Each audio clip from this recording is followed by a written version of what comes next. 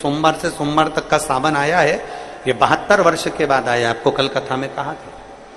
इसके पीछे के भाग में यदि पीला चंदन लगाकर, अग्र भाग में लाल चंदन लगाकर आप जिस समय पर पूजन करेंगे और धतूरा चढ़ाने का समय आए, उस समय पर जब आप समर्पित करेंगे तो ये भाव से समर्पित करें कि हमारे घर में जो क्लेश है वो समाप्त करें भोलेनाथ, और श्री शिवाय नमस्तुभ्यम बोलकर वो धतूरा भगवान देवादिदेव महादेव को समर्पित करिए। उसका फल फिर हमें बताना कि उसका फायदा मिला कि नहीं मिला। और मेरा निवेदन सभी मेरी जीजियों से, मेरे जीजाओं से, मेरी बेटियों से, बेटाओं से, मेरी माताओं से, श्रावण के महीने के जितने सोमवार रहें, प्रत्येक सोमवार को शंकर जी का अगर मंदिर जा सको तो ठीक है, ना जा सको तो शिखर का दर्शन, और वो भी ना कर सको तो अपने घर में जो शिवलिंग है उस पर 3 बार, 3 छोटा सा लोटा ले लो, बड़ा लोटा ले लो, कैसा भी 3 बार शिव जी का नाम लेकर 3 बार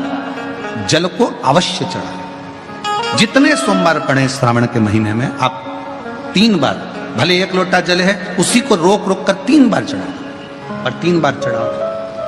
जैसे शिव मंदिर में 3 ताली का नियम है, सावन महीने में 3 लोटा अर्थात 2 लोटा जल पर रुककर 3 बार अगर जल चढ़ाया जाता है तो ब्रह्मा, विष्णु और महेश उस जल को स्वीकार कर कर तेरे घर का भंडार भर दे। श्रावण में अगर शिव के मंदिर नहीं जा सकते तो अपने घर में जो शिवलिंग है उस पर जल चढ़ाओ।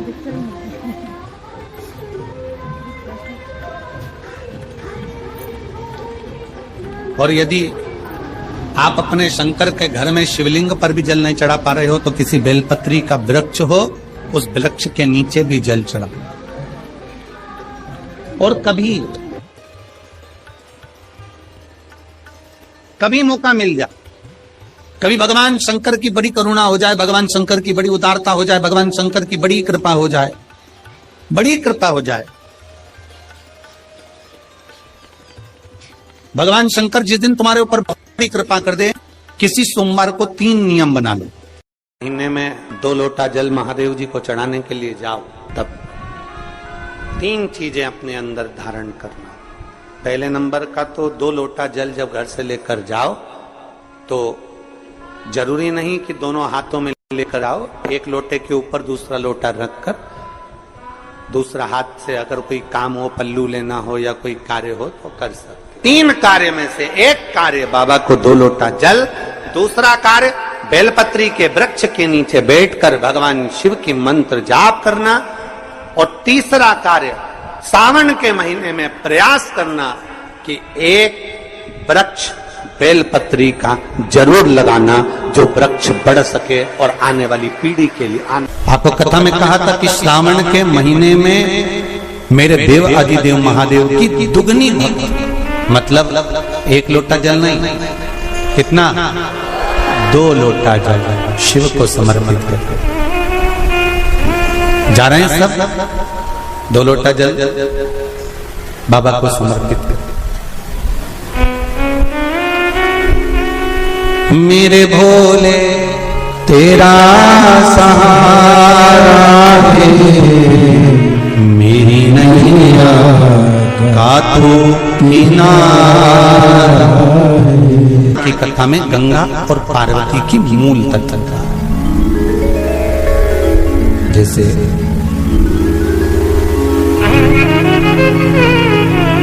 श्रावण का महीना आता है तो गंगा मैया और पार्वती मैया, ये दोनों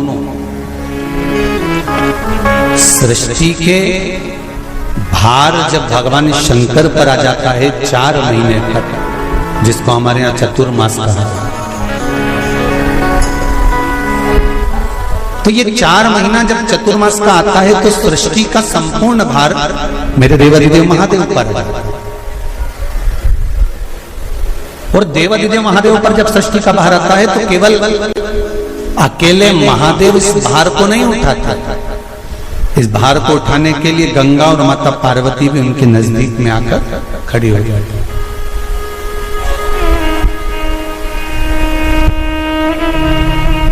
देखिए बड़ा सुंदर संवाद, ध्यान रखिएगा जरा, श्रावण शिव महापुराण की कथा का। श्रावण के महीने में किसी भी एक सोमवार को अगर व्यापार नहीं चल रहा है, नौकरी नहीं मिल रही है, तो कोई तकलीफ आ रही है, तो कोई कष्ट आ रहा है, कोई रोग बढ़ रहा है, डॉक्टर से ऐसा लग रहा है कि ये बड़ी बीमारी बताने वाला है, शरीर में कोई गांठ पड़ गई है और वो जांच के लिए गई है, तो बिल्कुल श्रावण के महीने में किसी भी एक सोमवार को गंगा जल लेकर जाइए शिव मंदिर में। शंकर जी के मंदिर में थोड़ा सा गंगा जल नंदी को समर्पित कर कर, थोड़ा अशोक सुंदरी को समर्पित कर कर, थोड़ा गणेश और कार्तिकेय को समर्पित कर कर, थोड़ा सा गंगा जल जया विषहरा शामरी बारी दौतली और देव को समर्पित कर कर, थोड़ा सा गंगा जल शिवलिंग पर समर्पित कर दो। उस गंगा जल को वापिस झेल कर लेकर आओ। 3 दिन तक लगातार उस गंगा जल को पीना प्रारंभ करो। उसके बाद जांच के लिए आप कहीं पर भी जाइए, बाबा कृपा जरूर करेगा, ये निश्चित था। सावन में बस इतनी कर। सोमवार का आपको स्मरण मालूम होगा, सावन के कई बार 4 सोमवार पड़ जाते हैं, कई बार 5 सोमवार पड़ जाते हैं। 5 सोमवार का आप लोगों ने तो सुन रखा होगा ना, 5 सोमवार की महिमा क्या है। सावन के महीने के 5 सोमवार की महिमा क्या होती है, तो कहा अगर 5 सोमवार सावन के महीने में पड़ जाते हैं तो शिव पंचायत का पूरा पुण्य एक शंकर पर जल चढ़ाने से पूरा फल प्राप्त हो जाता है। शिव पंचायत श्रावण का पहला सोमवार होता है शिव तत्व का, श्रावण का दूसरा सोमवार होता है देवी तत्व का, मां दुर्गा, मां भवानी।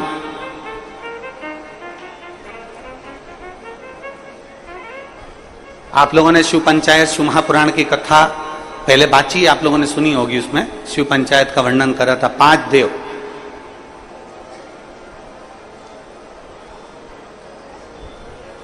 शंकर भगवान, स्वयं पंचदेव में प्रथमता प्राप्त कर कर बैठते, मां दुर्गा, भगवान नारायण शिव पंचायत में, भगवान भास्कर देव और स्वयं भगवान शिव के सुंदर आनंद धारण करने वाले श्री गणेश पंच।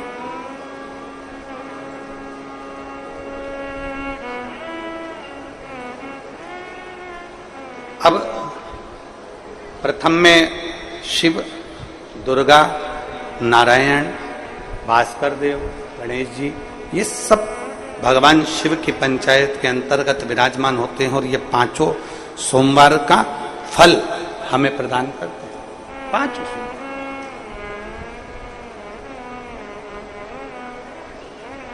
एक सोमवार की महत्वता है, एक सोमवार का क्रम है। कई माताएं उस क्रम को धारण भी करती हैं, ऐसा नहीं कि कई माताएं नहीं करती हैं, सबका अपना अपना नियम होता है। कोई शिव मंदिर में जाता है तो एक अक्षत, एक चावल का दाना शिव जी को समर्पित करता है, कोई मंदिर जाता है तो एक पुष्प शिव जी को समर्पित करता है, कोई मंदिर जाता है तो एक बेलपत्र शिव जी को समर्पित करता है, कोई मंदिर जाता है तो जल समर्पित करता है। सबका अपना अपना भाव है। सावन के महीने में जिस व्यक्ति पर कर्जा बहुत ज्यादा मात्रा में हो जाता है और कर्जा चूकता नहीं है, आप बहुत प्रयास कर लिए, कभी मौका लगे कर्जा मुक्ति के लिए, अगर कोई श्रेष्ठ वृक्ष माना गया है तो वो बट का वृक्ष माना गया महाराज। इसलिए प्रशासनिक कार्य के लिए, मानसिक टेंशन में, परेशानियों में बटकेश्वर महादेव का स्मरण किया जाता है। और यदि निवेदन करूंगा, बहुत ज्यादा यदि आपको कर्जा हो गया है, बहुत ज्यादा कर्जा हो गया और वो कर्जा चूक ही नहीं रहा, तो थोड़े दिन बड़ के पेड़ के नीचे आप बटकेश्वर महादेव के लिए 1 लोटा पानी, उसमें थोड़ा सा पिसा हुआ चावल पीस के गला लेना चावल को और पीस लेना, पीस के उस पानी में मिला लेना और मिलाकर उसमें थोड़ी सी हल्दी पिसी हुई डालकर बटकेश्वर महादेव के नाम से बड़ के पेड़ के नीचे अपनी कामना कर कर जो कर्जा हुआ है उस कर्जे का भान देते हुए, स्मरण देते हुए छोड़ दीजिए। महाराज 2 या 3 सोमवार एक ही जगह पर करना। भंडारी भोले भंडारी, भंडारी भोले भंडारी, ओ भंडारी भोले भंडारी, भोले भंडारी। अरे तेरी जटा बड़ी प्यारी ओ भोले भंडारी, तेरी जटा बड़ी प्यारी ओ भोले भंडारी। बाबा तेरी जटा बड़ी प्यारी ओ भोले भंडारी, तेरी जटा बड़ी प्यारी ओ भोले भंडारी। बड़े आनंद में दोनों